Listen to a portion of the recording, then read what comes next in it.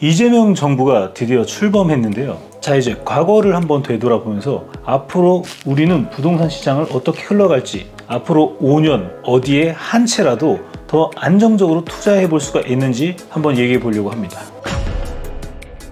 저도 기업 재무 컨설팅과 부자들의 자산 컨설팅을 하면서 부동산 공부를 하고 딥하게 공부하다 보니 알게 된 사실들이라 보시면 도움이 되리라고 생각합니다. 오늘 영상의 핵심 메시지는 바로 말씀드리겠습니다. 6년 전과 똑같이 문재인 정부 때처럼 집값은 또 오른다. 그럼에도 똘똘한 한 채의 전략은 여전히 유효하다. 거기에 대한 구체적인 내용을 한번 단계별로 얘기해 보도록 하겠습니다. 사실 진보 정권이 들어설 때마다 부동산 시장이 크게 올랐던 기억들이 생생하실 텐데요. 먼저 노무현 정부 때 버블세븐이라는 말까지 생기고 중대형 아파트 중심으로 가격이 급등했었죠. 그 이후 우리가 모두 기억하는 문재인 정부 시절 서울 아파트 평균 가격이 5억에서 13억 정도, 강남은 심지어 30억을 넘어서는 엄청난 상승을 경험한 적이 있었죠. 자, 그러면 이재명 정부는 어떨까요? 싸우지 않고 수요와 억제도 하지 않겠다고 했지만 현실적으로 보면 규제를 크게 풀기가 어렵다는 현실입니다. 지지 기반과 정치적 부담을 생각하면 부자들을 위한 완화 정책은 기대하기가 어렵지 않을까 싶습니다. 앞으로 부동산 시장은 확실히 양극화가 심해질 거라고 보는데요. 강남, 용산 같은 초고가 지역 중심으로 계속해서 가격이 오를 가능성이 굉장히 크지 않을까 싶습니다. 여기에 서울 내 중상위급 지역까지 상승 흐름이 이어질 가능성이 높다고 보고 있습니다. 수도권만 보더라도 중심지와 외곽의 격차가 더욱 심해질 거라고 보고 있는데요. GTX 연장 노선 같은 교통 호재가 있는 지역만 선택적으로 오를 테고 외곽 지역은 위험이 더 커질 수밖에 없게 될 것 같습니다. 지방에도 정부 정책 지원을 받을 가능성이 크긴 하지만 각 도시 내에서 부촌과 비부촌 간의 격차는 확실히 벌어질 거라고 봅니다. 그래서 제가 강조하고 싶은 건 지금 무주택으로 기다리는 거는 이건 아니라다. 오히려 더 위험하다. 최소한 한 채는 반드시 확보해야 앞으로 후회하지 않을 거라고 보고 있습니다. 어쩌면 이번에 정부 임기 초반인 2025년, 2026년 이때가 좋은 기회일 수도 있지 않을까 싶습니다. 그럼 이재명 정부의 부동산 공약 한번 살펴보자면은 이런 말들을 했더라고요. 재건축, 재개발, 규제를 완화하겠다. 용적률, 건폐율 재조정, 유후부지 개발, 도시 공공주택, 복합사업, 슬세권, 주거 플랫폼 확대. 그러니까 세금으로 집값 잡지 않겠다. 명시적으로 입장은 표명했습니다. 단 구체적인 시행 시기나 입법안은 아직 발표되지 않았다는 점입니다. 그러면 왜 또 오른다고 하는가? 첫째, 역대 진보 정권 때마다 집값은 폭등했습니다. 노무현 정부 때 2003년부터 2007년 이때 전국 아파트 값이 약 63.8% 상승했습니다. 자, 그럼 문재인 정부 때 한번 볼까요? 2017년부터 2022년 이때 무려 72.5% 올랐죠. 반면 보수 정축 기간에는 상승폭이 한 자릿수에 그쳤었습니다. 이재명 정부도 공급 확대 그리고 세금 규제 지향을 내세우지만 과거 전례를 보면 규제 프리미엄 이 핵심 지역으로 몰리는 현상으로 반복될 가능성이 크다고 볼 수 있습니다. 정부는 임기 초에는 1개월에서 2개월 내에 대책을 발표하지만 실제 분양 착공, 입주까지 최소 2-3년은 소요됩니다. 이 시차 속에 시장 심리는 단기 하락, 급 반등, 이 사이클이 계속 반복할 겁니다. 예를 들어서 얘기하자면 2020년 6.17 대책 발표 직후 일주일간 서울 매매가가 마이너스 2.3%에서 발표 한 달 뒤에는 3.8%가 오르는 반등을 한 적도 있었거든요. 서울 수도권 지방까지는 사실 어느 지역 하나 마음 놓고 투자할 곳이 없는 상황이라고 좀 볼 수가 있을 것 같습니다. 정부는 계속해서 공급 확대를 이야기하지만 전문가들은 오히려 양극화가 더 심해질 거다라고 경고하고 있습니다. 공급 확대, 양극화 심화. 지금 당장 사지 않으면 기회를 잃을 것 같고 섣불리 뛰어들면 몰릴까봐 두려운 딜레마인 상황이죠. 여러분이라면 과연 어떤 선택을 하시겠습니까? 현재 정책 방향은 시장과 싸우지 않겠다라고 밝혔지만 실제 규제 완화는 정치적 부담으로 쉽지 않아 보인다고 생각이 듭니다. 강남, 용산 같은 상급지에는 재개발 신호만으로도 이미 과열 조짐이 보이고 있고 지방이나 수도권 외곽은 여전히 침체의 늪에서 빠져나오지 못하고 있습니다. 그리고 DSR 3단계 도입에 따른 대출 규제 강화가 예상이 됩니다. 7월 1일 예정인 DSR 총부채 원리금 상환 비율 3단계로 실소유자 대출 한도가 줄어들 가능성이 크다고 생각됩니다.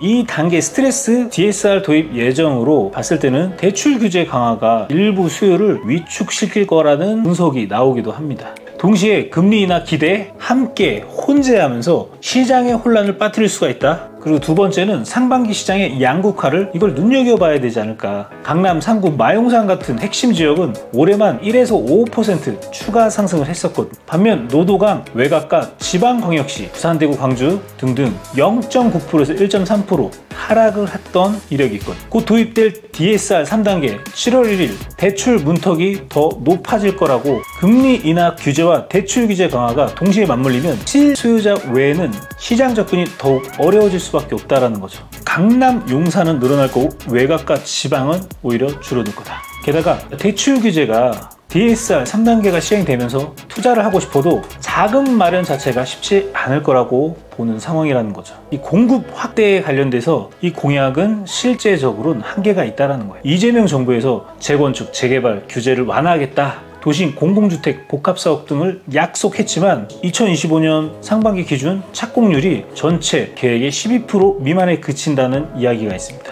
공급 착시가 허울뿐인 공약이다. 오히려 시장 불안을 증폭시킬 수밖에 없다는 거예요. 그리고 규제 프리미엄, 이 양극화가 심화가 되면서 다주택, 중과세, 보유세, 누진 강화는 진짜 가치 있는 한 채를 수요를 몰아넣을 수밖에 없다는 거죠. 올 상반기에 강남, 상구, 마용성 1에서 5% 상승했다고 말씀드렸죠. 반면에 지방 같은 지역은 0.9에서 1.3% 하락했다. 요 35세 1억으로 내 아파트 갖기라는 책에 들여다보면은 정부 규제가 거듭될수록 오히려 핵심 입지로 자본이 집중된다 라고 얘기가 나오거든요. 그리고 서울 부동산 미래 책에도 교통, 인구, 소득 세 축이 만나는 트리플 레이어 지역만 꾸준히 우상향한다고 강조를 하고 있습니다. 그리고 심영석 교수 다주택자 규제로 인해 서울 핵심지로 수요와 자본이 집중되고 양극화가 고착되고 있다. 서울, 비서울, 이 서울 내에서도 면적대별 가격차가 몇 배씩 벌어지고 있고, 지방 미분양 해소를 위해서 지방에 대한 다주택 규제 완화, 한번 요약해서 말씀드려보겠습니다. 역대 정부별 아파트 값이 진보 정부는 대폭 상승 60에서 70%, 그리고 보수 정부는 정체 또는 하락이 많았습니다. 이재명 정부의 정책 방향으로는 공급가 확대가 우선, 세금 규제를 지향한다고 합니다. 재건축, 도심개발의 구체화 작업 진행 중이라고 하고, 시장 변수는 7월 DSR 3단계 도입으로 대출이 위축될 가능성이 있다. 그러니까 오히려 집을 구매하기가 쉽지 않아진다는 거죠. 요즘에 자본금 많은 사람이 어디 있어? 실제로 없잖아요. 현재 시장의 양극화, 핵심지가 강세가 되고 굉장히 상승하고 높아진다는 거죠. 그리고 외곽 지방 침체 지속될 수밖에 없다는 거예요. 그래서 똘똘한 한 채가 이런 지방 인프라 강화를 필요하다. 다주택자 규제를 재검토해야 된다. 뭐 이런 내용입니다. 그래서 오늘 20년간 진보 정권에서 반복됐던 부동산 상승 패턴을 통해서 앞으로 5년 동안 어디 투자해야 되는지 그 공식을 한번 좀 얘기해 보려고 하는데요. 서울 상급지부터 GTX 노선 인근, 지방구청까지 주요 상승 지역들이 공통점을 체크리스트로 한번 써보자면, 핵심 입지 체크리스트. 첫 번째는 정책 수혜율, 두 번째는 교통망 접근성, GTX라든 이런 거 있잖아요. 세 번째는 인구 유입률, 네 번째는 재개발 추진 속도, 다섯 번째는 규제 완화 신호. 이 체크리스트를 활용해서 각 지역의 점수를 매기면서 GTX 연장 여부랑 분양가라든지 상한제 회피 가능성이라든지 재개발 지정 현황 등 추가로 반영해서 투지 입지를 최종 결정하면 좋을 것 같습니다. 여기서 GTX 연장, 재개발 현황, 그리고 DSR 반영, 최종 선정. 단 여기에서 반드시 주의해야 할 점이 있습니다. 정부 정책 발표 직후에는 시장 상황이 급변할 수가 있으니까 항상 최신 정보 기준으로 리서치를 하고 찾아봐야 됩니다. 그리고 추가적인 세금 강화라든지 대출 규제의 변화 가능성도 미리 한번 확인해 봐야 됩니다. 최신 정책, 세금, 대출 변화 항상 실시간으로 많이 공부하고 들여다보셔야 됩니다. 7월 DSR 강화 전후에도 맞춘 자금 계획도 꼭 세워보시고요. 실행하려면 그 시차가 존재하잖아요. 그리고 단기 하락, 급반등 사이클 이런 거 조심해야 되고, 대출 규제 강화, 실수요자마자 될 수밖에 없다. 공급 확대를 공약을 착시 현상일 수도 있으니 이런 것도 확인해야 되고, 이런 게 바로 시장 불안을 가중시킬 수가 있다. 규제 프리미엄 때문에 양극화가 또 심해질 겁니다. 제 개인적인 관점은 그렇습니다. 정책이 바뀌어도 수요, 교통, 인구 이 세 가지 축이 만나는 지점은 전혀 변하지가 않을 겁니다. 돈이 있으면 이런 좋은 입지를 선정하면 된다 라고 보시면 좋을 것 같고요. 그래서 이 발표된 공약에서 이 입법안에만 매달리기보다는 데이터로 검증된 트리플 레이어 지역 중심으로 진짜 기회를 잡으면 좋을 것 같습니다. 현금을 많이 갖고 있는 사람이 이기는 그런 세상이 아닌가 싶습니다. 제가 항상 그런 말을 합니다. 요즘에는 현금 얼마가 있으면 힘을 발휘할 수가 있는지 아실까요? 자, 1억, 2억? 아닙니다. 최소 5억에서 10억은 있어야 그 힘을 발휘할 수가 있습니다. 그게 있으면 10배 부동산도 사업을 하고 있으면 매입할 수가 있는 그림을 짤 수가 있거든요. 금리도 2%대로 아니면 3%대로 사업자 대상으로 세팅과 재무제표와 기타 여러가지 요소를 맞추면 가능한 부분입니다. 단 사업용으로 할 때 첫 번째 실행할 수가 있습니다. 전략적으로 말씀드리자면 본격적인 정책 발표 전까지는 기존 강세 지역을 흐름을 관찰하셔야 되고, 그리고 DSR 발표 전후에 자금 여력 및 대출 계획을 점검해야 됩니다. 그리고 세 번째는 정부주택 공급 정책 세부 발표를 할 수가 있으니 공급 지역의 투자 입지 일치 여부를 확인하셔야 되고, 네 번째는 지방 투자 고려 시 인프라 생활 환경 변화 지표를 분석하고 진행하셔야 됩니다. 자, 지금까지 이재명 정부가 들어서면서 부동산에 관련돼서 전망이 어떻게 될지 한번 같이 얘기 나눠봤는데요. 여기까지 도움이 조금이라도 되셨다면 구독과 좋아요 부탁드리고요. 다음에는 더 좋은 컨텐츠로 다가오도록 하겠습니다. 감사합니다. 이번 영상을 만든 PD가 추천하는 영상도 보고 가세요. 머니 해결사의 다른 영상도 즐기시려면 구독 버튼을 꼭 눌러주세요. 이번 영상을 만든 PD가 추천하는 영상도 보고 가세요. 머니 해결사의 다른 영상도 즐기시려면 구독 버튼을 꼭 눌러주세요.